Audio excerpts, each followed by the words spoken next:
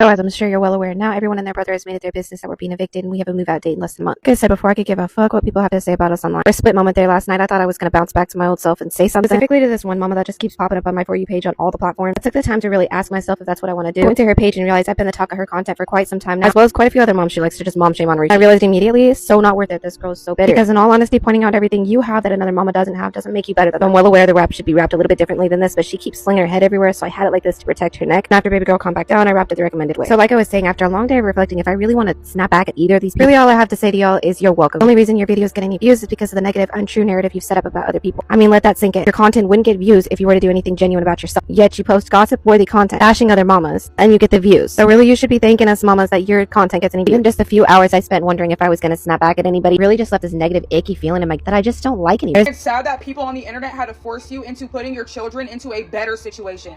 At least that's what we can hope that you're doing. Considering you are making money on TikTok, Facebook, Instagram, all of that shit that you literally keep lying about. She may not see it now, but she will eventually see how wrong she is for having her children sleep in the kitchen. She's also been scamming people on Facebook by having them pay a subscription fee and then she's blocking them. She keeps promising people all this exclusive content, and when they pay for the subscription, she's blocking them. And with the content that people are paying for, they're not happy with what they're paying for, and so she's blocking them when they say something to her. Also, I thought this was pretty fucking gross. This is the jacket that her baby was born in the car. She wrapped her baby in this jacket and has not washed it within these 3 weeks. Whether she left it in her car or in her house, I just know that it smelled like straight up placenta, birth, and I don't even want to say what else.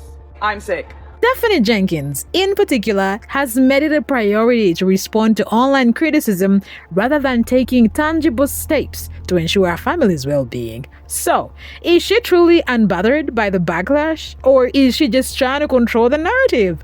Let's dive into the unfolding situation. For those who may not be up to speed, the Jenkins family went viral for being a family of 6, now 7, living in a cramped one-bedroom apartment. The initial response from the public was largely sympathetic, leading to a web of donations aimed at helping them secure a better housing and provide a healthier environment for their children.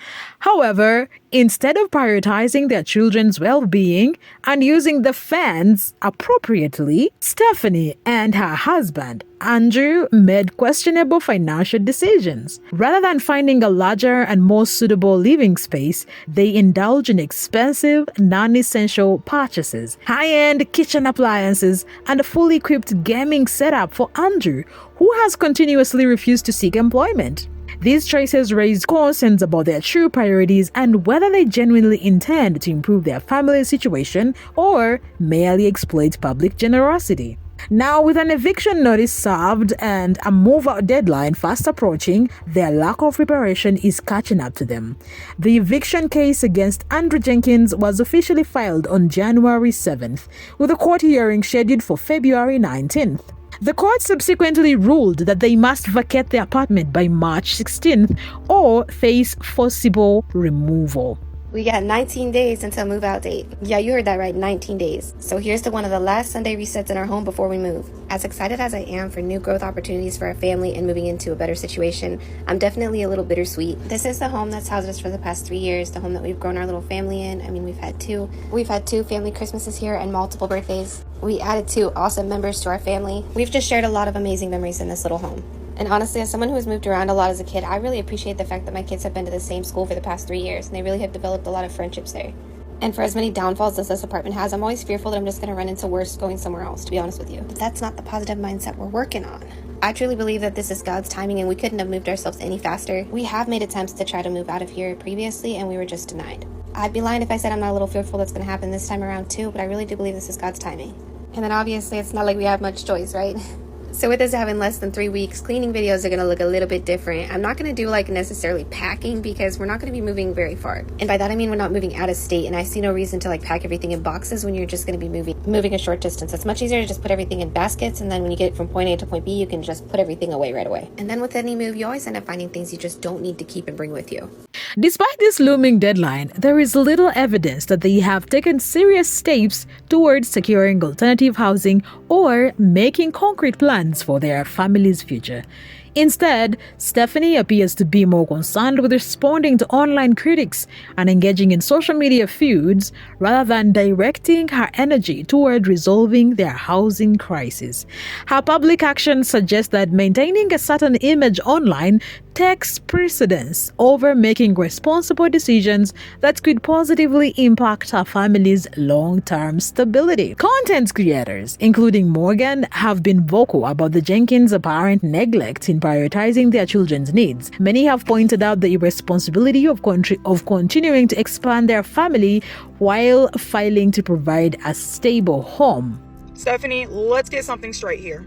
You knew exactly what you were doing when you posted that there were 6, going on 7 of y'all in a 1-bedroom apartment. All you do is cry about your views, cry about how many followers you have. You use DV as rage bait. You have lied on several occasions saying that you are in a toxic relationship and that you're going to leave your man. You've had people send you money, send you shit off Amazon, and then stayed with him. So as much as you can sit there and say, oh, you're talking about me, yada, yada, yada, you sit there and you give people a reason to talk about you. Your apartment is disgusting. And I don't even think I could say your apartment because it's not your apartment. It's Drew's apartment. Your man is a bum. Your children literally sleep in the kitchen. You think nobody's going to talk about that. You literally posted a video of yourself crying because Drew wanted something specific for breakfast and that if you didn't make it, he was going to get mad at the kids. The difference between me and you is that I'll say who I'm talking about. I've had so many people in my comments saying that she was talking about me in her last video, and she hasn't even said my name, but you can just clearly tell that she's talking about me. I also find it so funny that you say that my only content is talking about you, but all it takes is one look at my page and you can clearly see that I post many different types of content every single day. You're just mad because I get literal millions of views off of these videos, and I'm literally just stating facts. I'm not even talking shit. Everything that I'm saying is literal facts, the truth, and guess what? You may not like it, and I really don't give a fuck. Instead of addressing these concerns with actions, Stephanie has taken onto social media to deflect criticism, choosing instead to lash out at those who bring attention to her situation. For a long time, she avoided discussing the eviction directly, carefully steering conversations away from the reality of her family's instability. Instead, she strategically posted controversial content, including a video implying she was a victim of domestic violence, seemingly as a diversion tactic meant to elicit sympathy and redirect public attention. When she finally did address the situation, it wasn't with a sense of accountability or responsibility, but rather with an aggressive response targeting a specific content creator, who many believe was Morgan. In a voiceover video, Stephanie included a cryptic caption: "One day, all that bitterness you used to talk shame on other people is gonna eat your insides up. It would stall my own growth to give back that same energy, so I choose not to. Have a blessed evening." So as I'm sure you're well aware, now everyone and their brother has made it their business that we're being evicted, and we have a move-out date in less than a month. Like I said before, I could give a fuck what people have to say about us online. For a split moment there last night, I thought I was going to bounce back to my old self and say something specifically to this one mama that just keeps popping up on my For You page on all the platforms. I took the time to really ask myself if that's what I want to do. I went to her page and realized I've been the talk of her content for quite some time now, as well as quite a few other moms she likes to just mom shame on reach. I realized immediately, so not worth it. This girl's so bitter. Because in all honesty, pointing out everything you have that another mama doesn't have doesn't make you better. I'm well aware the wrap should be wrapped a little bit differently than this, but she keeps slinging her head everywhere, so I had it like this to protect her neck. And after baby girl calmed back down, I wrapped it the recommended way. So like I was saying, after a long day of reflecting, if I really want to snap back at either of these people, really all I have to say to y'all is you're welcome. The only reason your videos get any views is because of the negative, untrue narrative you've set up about other people. I mean, let that sink in. Your content wouldn't get views if you were to do anything genuine about yourself. Yet you post gossip-worthy content, bashing other mamas, and you get the views. So really you should be thanking us mamas that your content gets any views. Even just a few hours I spent wondering if I was going to snap back at anybody really just left this negative, icky feeling in my that I just don't like anymore. There's definitely a point in my life where I gave everybody some negative energy. I've since then worked on myself, and I really don't like doing it. I find so much more peace on just focusing on my family and focusing on my growth. If you want to have your opinion on us, you can have that opinion. Let's take a quick moment for the first thing the baby girl was wrapped in when she was born in the car, her daddy's jacket. I want to say thank you to all of our supporters, and you're welcome to all of our haters. Hope everyone has a great weekend. Despite this statement, the video itself contradicted her words. Rather than refraining from negativity, she dedicated the video to subtly but pointedly attack a fellow creator. She mentioned a particular mother she had seen repeatedly on her feed, whom she accused of thriving off of tearing other moms down for content. Stephanie claimed that this creator's only source of engagement came from pushing negative narratives and making others the subject of their videos. Stephanie had elaborated, insisting that this creator did not generate their own original content, but rather relied on controversy to maintain relevance. She implied that the creator thrived on criticism and enjoyed bringing others down under the guise of accountability. She further suggested that if these creators were truly invested in meaningful discussions, they would focus on uplifting others instead of constantly nitpicking at the lives of individuals they barely know. Stephanie went on to argue that this creator should actually be grateful for the very people she criticizes, as they provide her with material to discuss. She ended by reiterating that she was focusing on her personal growth and claimed she did not care about public opinion. Yet, the entire video proved otherwise. Her fixation on this content creator, combined with her decision to highlight and criticize them in such a pointed manner, only reinforced the fact that she is, in fact, deeply affected by the scrutiny she receives. Even as she attempted to paint herself as unbothered, her detailed response suggested otherwise, exposing her desire to control the narrative while simultaneously claiming to raise above the drama. Now, Stephanie's claims of choosing not to respond was ironic, given that the entire video was a response in itself. Not only did she take the time to record, edit, and post the video, but also she carefully curated it to shift the public's perception. She strategically included clips of Andrew performing household chores, an uncommon sight in their usual content, as if to prove that he contributes to the household. Additionally, she highlighted a sentimental moment showing the hospital blanket from their newborn, which she had kept since January. This move was not just nostalgic, it was a calculated attempt to evoke sympathy from her audience while sidestepping the real issue at hand. Her efforts in this video were part of a well-practiced pattern, controlling the narrative to maintain public interest while avoiding accountability. Stephanie understands how to frame her situation in a way that elicits sympathy, making her appear as a struggling mother rather than someone who has repeatedly made choices that put her family in a precarious situation. By including Andrew in the video, she subtly attempted to shift the blame away from his lack of responsibility, instead making it like he was an involved partner. If Stephanie was truly focused on growth, what kind of growth was she referring to? Thus far, the only growth evident to the public is the increasing number of children she had brought into an already unstable environment. There has been no visible progress in their financial situation, housing stability, or overall well-being. Human demons in her and she doesn't care. And he doesn't have to take care of them, physically, mentally, emotionally, or financially. My theory on why she left the hospital so fast is because she wanted to avoid social services, asking her about her house, her households, how many kids she had, and because she wanted to avoid doctors talking to her about not having more kids. Unfortunately, I know for a fact she fought to be discharged. And really, hospitals can't hold you there against your will, so what were they gonna do?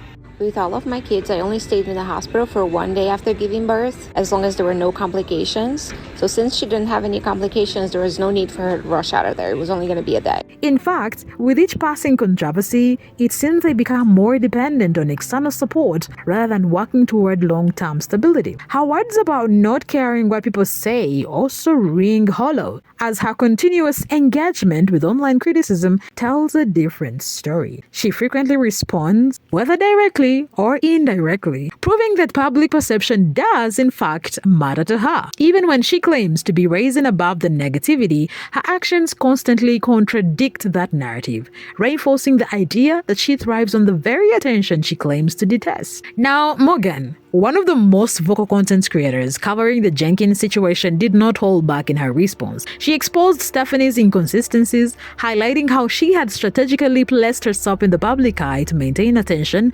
while simultaneously playing the victim when the scrutiny became too much. Morgan reminded viewers that Stephanie had been crying for views for an extended period, even going so far as to manipulate her audience with exaggerated claims of distress. One of the most significant points Morgan made was how Stephanie previously suggested she was trapped in a toxic relationship, using this narrative to gain sympathy and financial support. The resilient Jenkins are being evicted in 3 weeks, and it's sad that people on the internet had to force you into putting your children into a better situation. At least that's what we can hope that you're doing. Considering you are making money on TikTok, Facebook, Instagram, all of that shit that you literally keep lying about. She may not see it now, but she will eventually see how wrong she is for having her children sleep in the kitchen. She's also been scamming people on Facebook by having them pay a subscription fee, and then she's blocking them. She keeps promising people all this exclusive content, and when they pay for the subscription, she's blocking them. And with the content that people are paying for, they're not happy with what they're paying for, and so she's blocking them when they say something to her. Also, I thought this was pretty fucking gross This is the jacket that her baby was born in the car. She wrapped her baby in this jacket and has not washed it within these 3 weeks. Whether she left it in her car or in her house, I just know that it smelled like straight up placenta, birth, and I don't even want to say what else. I'm sick. However, once she received donations and gifts from her audience, she chose to remain in the same situation, contradicting her earlier claims. Morgan pointed out how this cycle of emotional baiting seemed to be Stephanie's recurring strategy whenever engagement began to dwindle. Morgan also emphasized the fact that Stephanie willingly shares her personal life online, making it inevitable that people would discuss it. Unlike Stephanie's vague insinuations, Morgan was direct and clear about whom she was addressing, ensuring her critics were rooted in observable behavior rather than speculation. She methodically dismantled Stephanie's argument that Morgan's content revolves entirely around her, pointing out that her channel covers a wide range of topics, including other online controversies and social discussions. Ultimately, Morgan argued that Stephanie's real frustration wasn't about being bullied or shamed, but rather about the reality that Morgan's content, factual, direct, and critical, garnered significantly more engagement than Stephanie's own narrative. This, Morgan suggested, was the true reason Stephanie lashed out. She was losing control of the narrative and couldn't stand that someone else was benefiting from her public missteps more than she was. Stephanie's pattern of behavior suggests that she thrives on controversy. She has a long history of baiting the algorithm with sensational content, and her recent clapback video, now approaching 1 million views, was no different. This isn't an isolated incident, it's a calculated strategy. By stirring up drama and responding to critics, she ensures that her content remains relevant and continues to drive engagement. Compare this to her other videos, which struggled to reach 500k views, and the trend becomes obvious. Controversy fuels her visibility. Beyond just stirring up drama, Stephanie seems to have perfected the art of audience manipulation. Her approach often involves creating a cycle of conflict. She posts controversial content, responds emotionally to backlash, and then positions herself as a misunderstood victim. Stephanie has made it clear that she isn't focused on what truly matters, securing a stable home for her children. Instead, she is more preoccupied with the narrative surrounding her own life. Rather than taking accountability, she resorts to deflecting and attacking content creators who simply state the facts. The real question remains, is she actually bothered by the criticism, or is she using it as yet another strategy to stay relevant? What do you think? Let me know your thoughts in the comments, and if you enjoyed this video, do not forget to like, subscribe, and stay tuned for more updates.